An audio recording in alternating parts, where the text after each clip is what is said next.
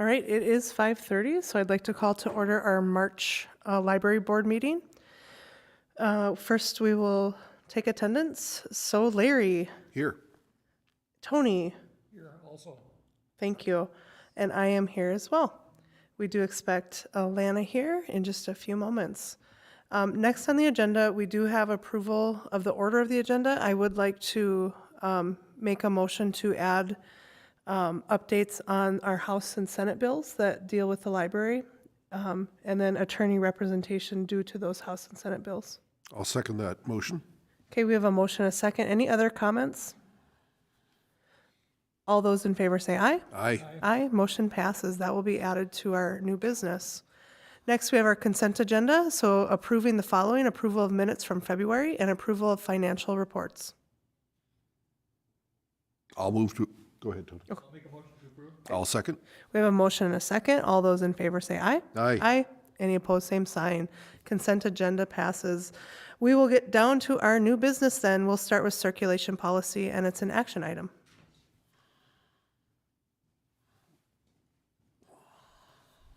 So due to technical difficulties, I will be up here for the majority of the time.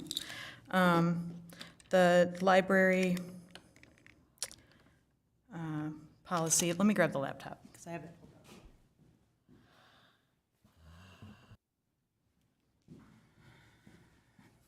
Okay. So the circulation policy is being presented to you again because we incorporated the circulation policy with the circulation limits, loan periods, late fines, and related charges documentation. So that way it's all in one location for everybody's use. Both you have previously approved. Now we're just approving them as one document. That's the main change to that. There was a question raised by Alana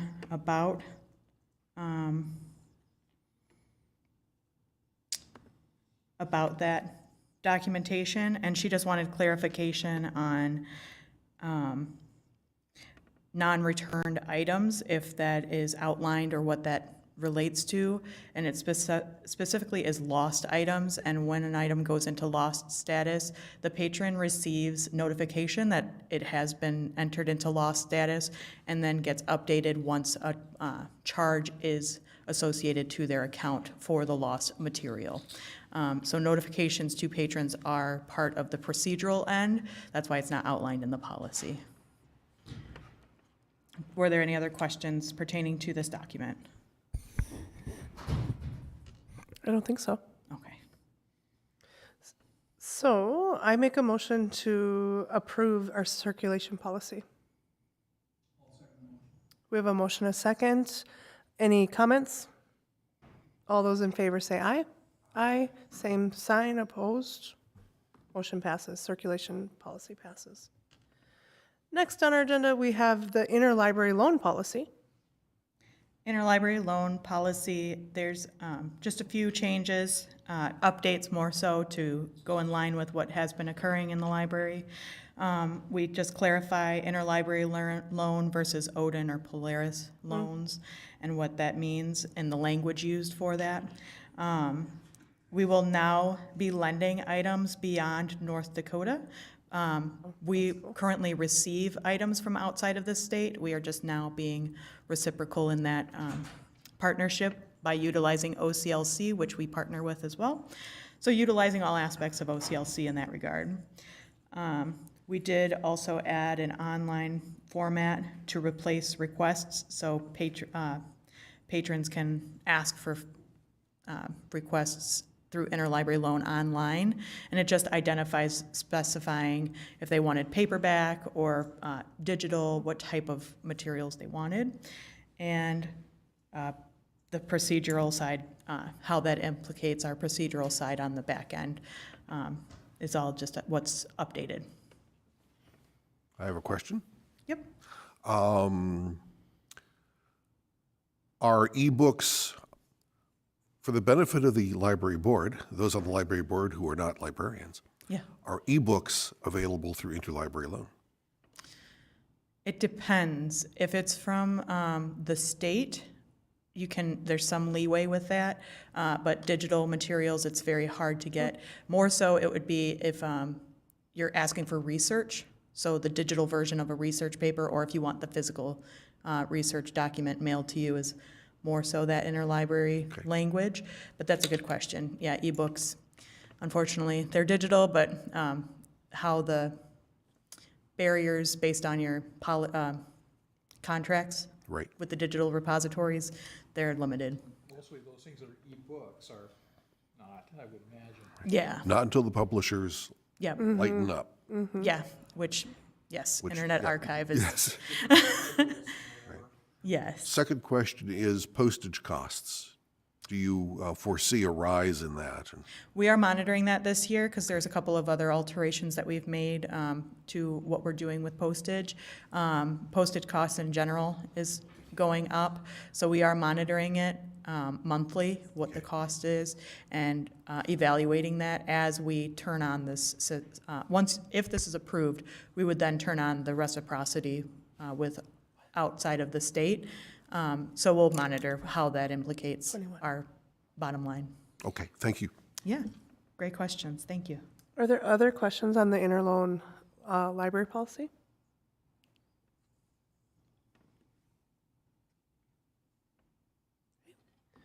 I will make a motion to approve the interlibrary loan policy. I will second that motion. We have a motion and a second. Any questions or comments? All those in favor say aye. Aye. Any opposed, same sign. Motion passes. Next on our agenda, we have equipment loan policy action item. So the equipment loan policy, there's a couple of changes to that to bring it up to date and ease of understanding for patrons as well as staff alike. All equipment now is loaned for 3 weeks. Patrons only complete the equipment checkout agreement once as opposed to every time that they check something out. And we keep the agreement on record. Youth cards can now check out equipment once a parent or guardian has completed an equipment checkout agreement. That may change based on what we are going to be discussing later. Only Ozobots and tablets and iPads have late fees, so just because of the cost of those materials, we want to make sure that they're returned on time.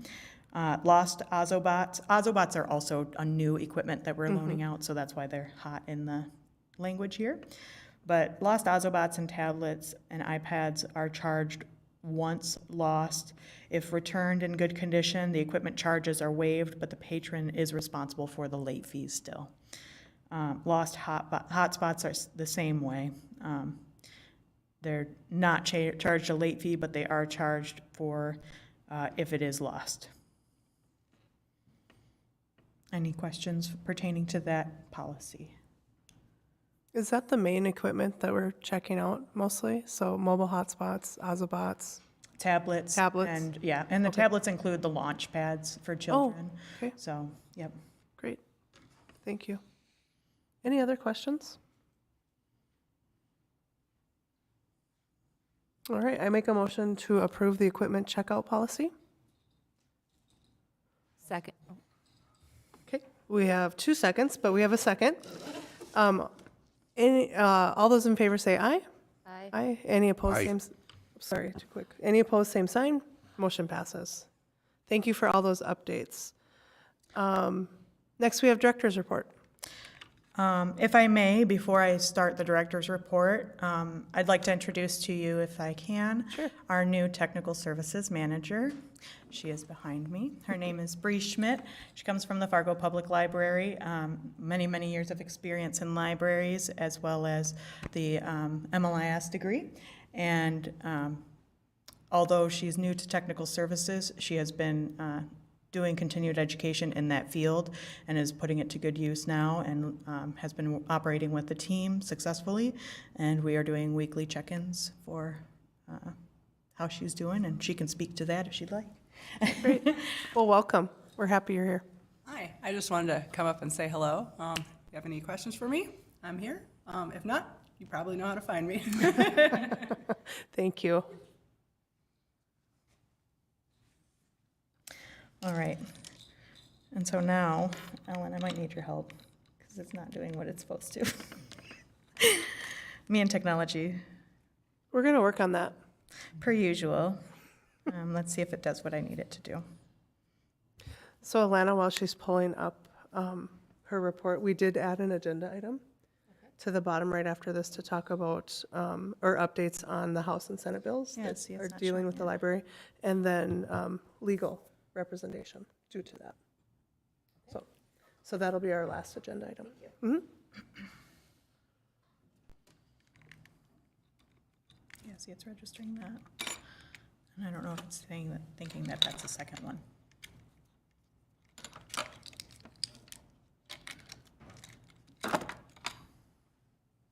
There we go. You just can't use the mouse.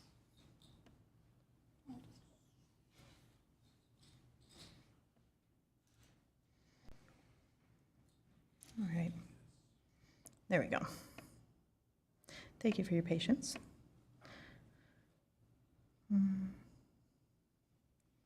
Okay, so this was supposed to be presented on the 9th, so I did update a little bit to reflect some of the changes, primarily to programming, just so that way the record is is there. However, it's looking like their PowerPoint needs to be updated.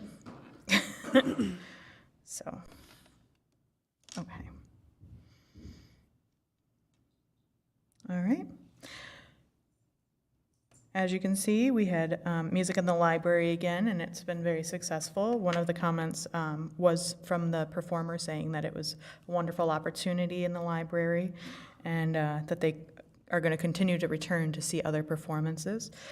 One of the volunteers I thought was really awesome to hear that they not only were enjoying shelving as a volunteer, but they were enjoying just the atmosphere that the library has and the conversations that they were having with staff as a volunteer. They were made to feel very welcome. Some of the limitations that we're finding is the restroom access, given that it is not only inaccessible outside of our hours, so if somebody is able, like they're there for the Y and then they decide to wait, they don't have access to a restroom during that time period. And we encountered that. That's what's on the right-hand side, where a grandmother and 2 young children were waiting very patiently. However, to avoid an incident, staff were able to walk this patron to the restrooms successfully. The other issue that has been noted is parking lot has become very full, and it's even something that I've encountered where I drive around a couple of times to find a spot at certain times of the day, or I just have to wait to park. It's not a huge circumstance, but it is something to consider as we go forward, how we might mitigate that as an issue. The building and technology part, the library was closed on the 14th at 5 p.m. due to weather, as well as the 15th. President's Day, we were closed. We were also closed for staff training day, so this was the second staff training day from 8 a.m. to 12 p.m. on February 27th, which would have only been 2 hours to public access.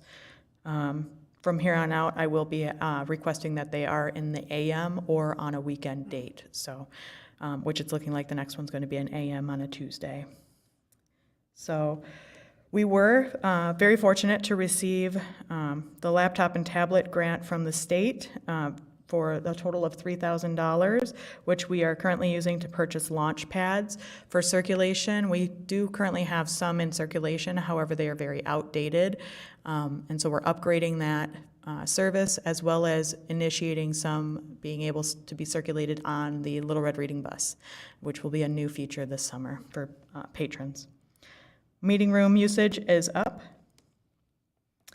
The continuing education, we had 8 hours of continuing education outside of the completed ALA course by some of our youth services and the staff training time. The collections and materials, the Friends had a very successful book sale that I'll highlight a little bit in 2 weeks' time at the next meeting. But all of our statistics are up. And very much above pre-pandemic numbers, so we're very happy to see that. The only thing is the off-site book drops. However, that is one that we have more spots for people to drop off and more accessibility to our library since that time. So, did you have a question, Larry? No. Okay. Yay. Good. Good. At the end of the month in February, we were at 13% of our finances depleted. So we are right on par. Programming, since the changeover, families are continuing to report positively to the expanded children's area. We now have incorporated more furniture in that area, which will be featured in the next report.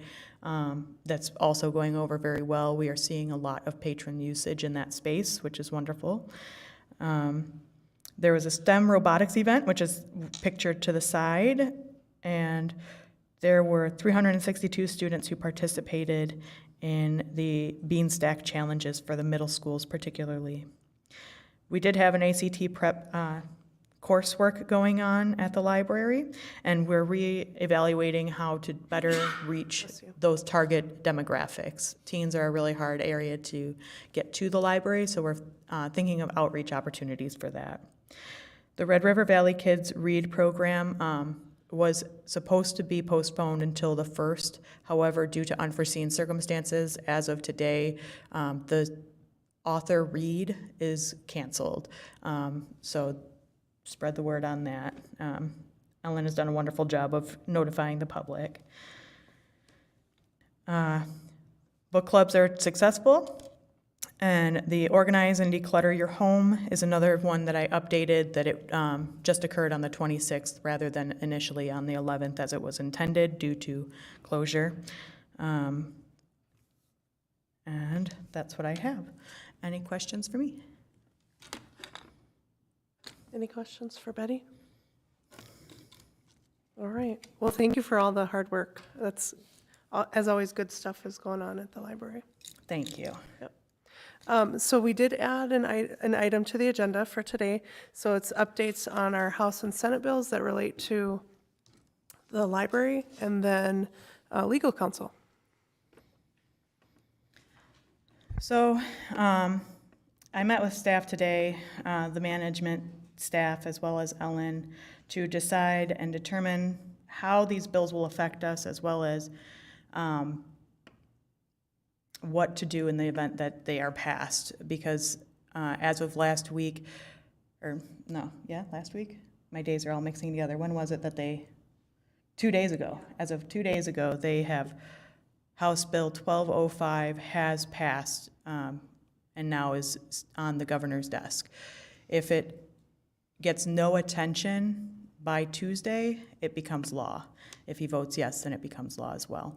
So in the event that that is the case, we went over the changes with a fine-tooth comb, and what we had found, the troubling and crux of the issue that we're facing with this one is the majority of the language is replicated in the rest of the obscenity bill. However, there's line 23 on page 2 that speaks specifically to access to minors or accessible by minors, and it's undefined as to what that means. So if we were to take it at face value that just them walking by or having the opportunity to pull something from the shelf, we would have to close the library to evaluate every single area of the library. And some of the notes that we had from today's meeting. So that may be on the horizon that we will close on Wednesday if it is something that goes into effect for that day for us to evaluate as a team, close to the public, but have a team staff meeting to go forward with planning and understanding how we would be able to combat this during the interim of anything else that may happen, but we want to follow the law as well. So the implications that we saw is all digital collections would have to be shut down access because we can't guarantee what a patron or a minor has access to, let alone just shutting down cards of 18 and under is a really hard task to do, let alone to know if the database will respond to that type of shut-off in a timely manner. All adult and teen collections need to be physically blocked off, which then pulls into the question of, is it a public space anymore if it's blocked off from portions of the public? Because the definition of the public is anyone can have access to the full space. One of the ways that we thought of is teen could become young adult. However, their definition of a children's section is minor. It's not outlined in the language. However, in the discussion is a children's section is any minor section. So even teen would be considered a children's section according to this. So even changing the name of it to young adult, still the classification would remain that it's a teen item, and we may need to restrict access to strictly adults. And no checking out materials to minors in general, because we can't guarantee what's happening with that. And then two, are we checking out to parents and then them passing the book to the child, because then we're complicit in law breaking by distributing materials to a minor. Children cannot go to the adult section, and in that turn, if you bring your child to the library and you go to the adult section, you leave your child unattended, and we have an unattended children's policy. So there is that caveat as well. Interloan would no longer exist, so we would not be able to interloan as well as request loans from other places or loan out to other places for fear that we would be complicit in some way because we can't track who it's loaned out to, just the library themselves. The building would need to shut down to assess the collection, which that's what I am planning to do if push comes to shove. The audiobook, so all the collection movement that we have done would need to be reevaluated.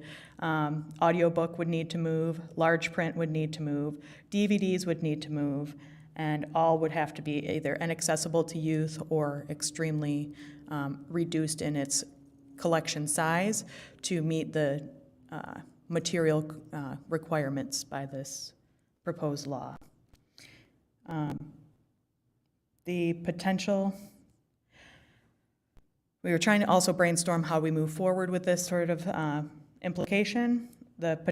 One of the potentials is to have limited access times, so this time is strictly adult access, similar to what we were seeing during the pandemic, where this is for senior time, this is for this time. However, again, would we receive state funding if we are no longer considered a public space due to these limitations of allowing public access to things? So we also thought about the funding aspect of everything when we were discussing this. The events at the library would be restricted, and we would have to restrict the collections during events because we couldn't guarantee that a child cannot wander into a collection. And how we even block off a collection is a question, because even ropes, children can go under ropes, and we don't have enough staff to monitor every area that there is material that would be questionable. One of the heavy hitters is this actually takes away parental control of the minors in their care, and we don't know how that will be taken, so that's another factor that we're going to consider addressing with the public. It raises the question of if a child can even search the catalog, because the image on the book may be a romance, and it may show a body part that is partially denuded, or it may be an art book that is partially denuded, as well as the language in the catalog itself with its descriptions of the materials. There is the potential that we can have access to services similar to when we were shut down for COVID, where we are the only ones who are pulling materials and shutting off the physical building and just letting people check out that way. However, again, it poses that risk of we check out a material to an adult and the adult passes it on the premise. How is that handled? We also would no longer be able to provide free book Fridays or book sales unless they were strictly 18 plus. And we did consider the option of reaching out to Moorhead and surrounding Minnesota libraries as a place for us to utilize facilities and have patrons go to do some sort of partnership if this does become a long-term circumstance. So just so you're aware that staff are very much considering the implications of these, and we, like I said, went through it with a fine-tooth comb, and we were almost like, this won't be bad. And then we double-checked that one line, 23 on page 2, that says about accessibility, and that brings all of these questions into play. 2360 has the same list of questions and possibly more. Because 1205 is the one that it may switch over in the next couple days, that's why we wanted to bring it to your attention today. So with that, I provided to you guys the option for pro bono representation. I'm just pulling up the email so I don't get my words mixed up. There are, excuse me, come back. There are currently 47 individuals and over 20 cities represented by this legal representation. So just so you're aware that of the numbers that are currently involved in this, other boards as well as commissions have voted on if they want to be represented by this Gibson, Dunn, and Crutcher. And it's 100% free of charge, so we are not using taxpayer funding for this. Any staff member, I've let them know, any staff member that is a resident of North Dakota is more than welcome to sign on as an individual. Those who live in Minnesota, I don't know what this will implicate for them. And part of why I am proposing to close the library if this happens is so we all can get on the same page, as well as to fully understand the ramifications if we were to misstep, because the way that it is read is it is a misdemeanor charge, and who does that charge befall on? It would, and my assumption would be me, and then down the dominoes. The way that it is also written is that potentially it doesn't have to be a North Dakota resident, so it could be people from outside of the state who make these claims by just searching our catalog. So there is a lot of gray area that I want to address the concerns of staff with as a whole before we face the public with how we are going to move forward if this is the case. So presented to you and printed in front of you is the pro bono engagement letter. And if you guys vote to be represented, I will forward you the email once more that has the spreadsheet for you to put the names of everybody on the council to be able to be represented on behalf of our library. Any questions? Since the city has its own legal attorney, how does that, is there any conflict between what the city has and then this legal counsel? I can ask, however, from what it's been explained in internal discussions and documents is the library is sort of on its own with, not saying internal with the city, let me clarify. Sure. Internal with libraries discussing the potential ramifications of this. Okay. Is that, again, if that misdemeanor charge comes up, it is us who are the people, and it is not, the funds of the city are not going to go and bail me out of any charges or anything like that, or represent me in that way. That's the legal understanding from the state side. I can clarify more with John Shockley, but if we want to vote on it and then I can check, that's up to you guys, or we can do it in reverse. I just figure present it to you, but that is a great question. I can ask John to review it in detail. And so, like, if we were to approve this, we approve it for library staff and the board? Yeah. Or is it all individual? It would be your choice, and that would be what you guys would have to clarify in your testament. And if it is for the whole staff, then I'd be able to sign on and say, as the representative for the entire We can staff. do Yes. that blanket statement, because I Yeah. do want to protect all staff. Which is appreciated. Yes, that would be clarified in my Okay. conversations going forward with this. Okay. What discussions have you had along these lines with the city council? I Have you have told them, but have you told them what you just told us? No, because this all happened this week. Okay. And once that the Senate legislature meets and votes, there's only a 3-day gap.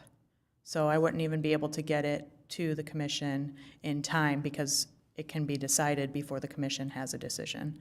I can present it to them for their Monday meeting, but I wanted to have your guys's and then go to them because you guys are technically our arm. And then just filling them in on what's going on. And I think Larry, I would say maybe, not Larry, sorry.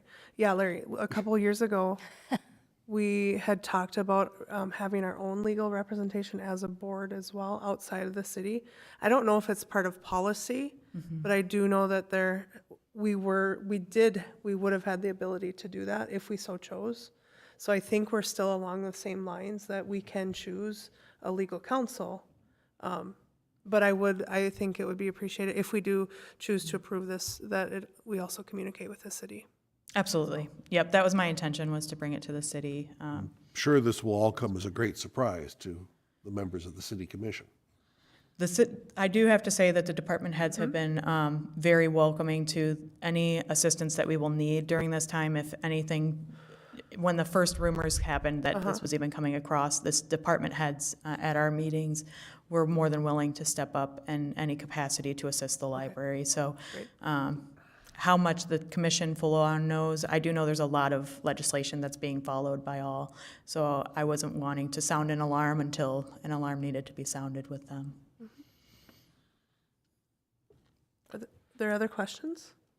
I move that we engage Gibson and Dunn in legal counsel regarding the House and Senate bills before North Dakota right now on behalf of staff and the board of directors.